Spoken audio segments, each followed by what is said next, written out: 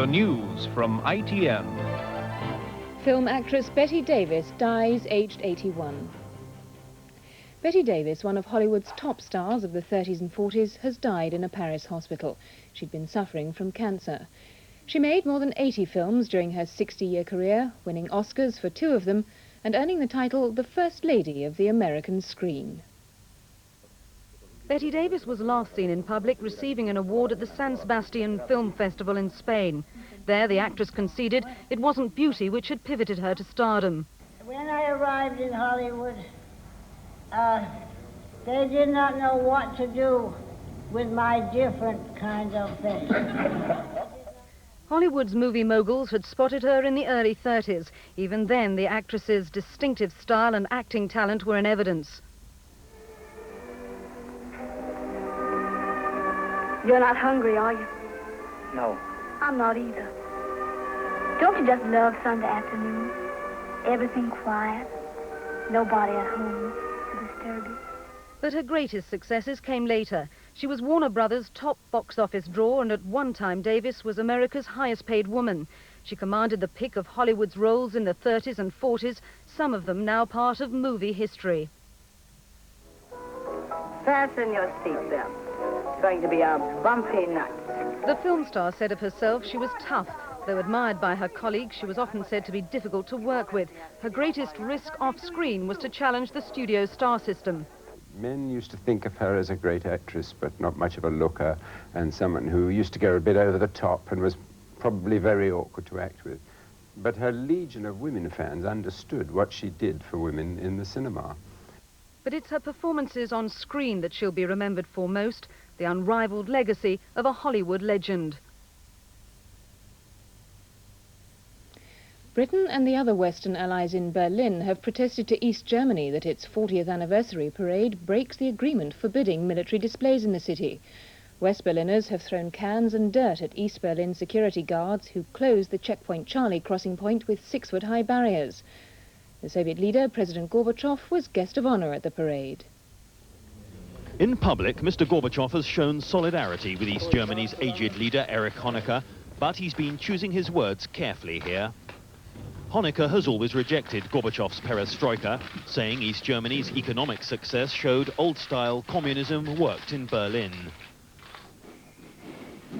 Any chance of Honecker's hardline policies changing course for the new political thinking from Moscow was being worked out in private talks today between the two leaders. But the talks and these 40th anniversary celebrations have been overshadowed by the flight of East German refugees to the West. Only this week, Honecker warned any Western meddling with East Germany's status would be met with its armed forces.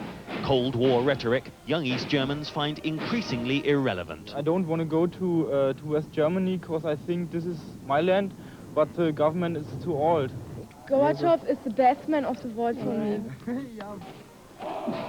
Efficient security forces and restricted borders are now keeping East Germans on this side of the Berlin Wall. In the West, one youth climbed up for a better view, waving the West German flag that's beckoned so many from the East.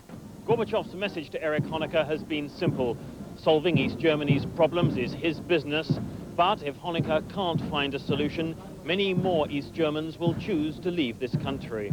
Ian Glover-James, ITN in East Berlin. The Pope has praised new tolerance in the Kremlin towards religious groups.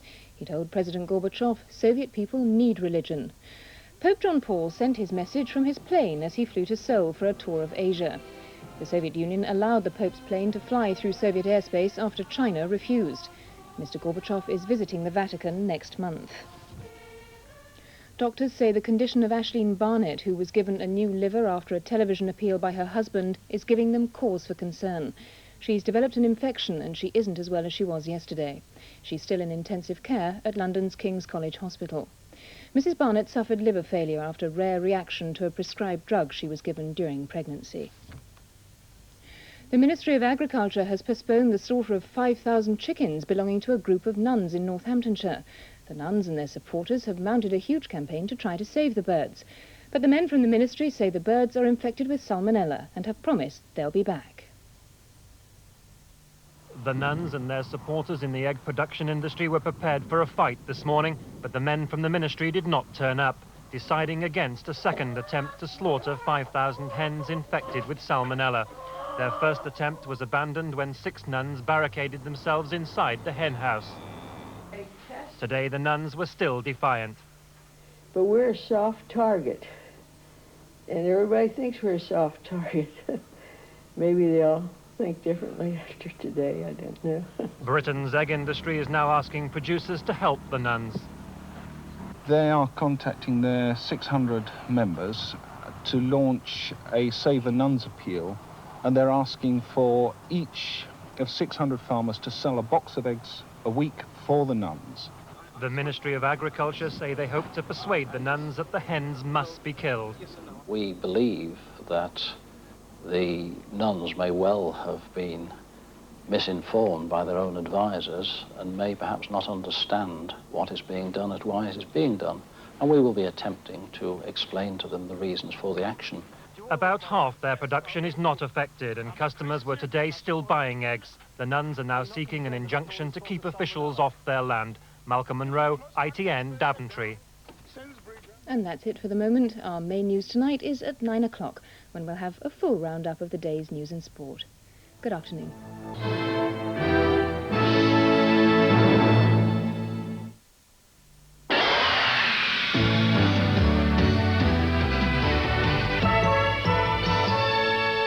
Good evening. Well, it's been a fairly dismal day across much of the country today. Cloudy, outbreaks of rain in many places. I'm afraid I've got more to come too during tonight and tomorrow.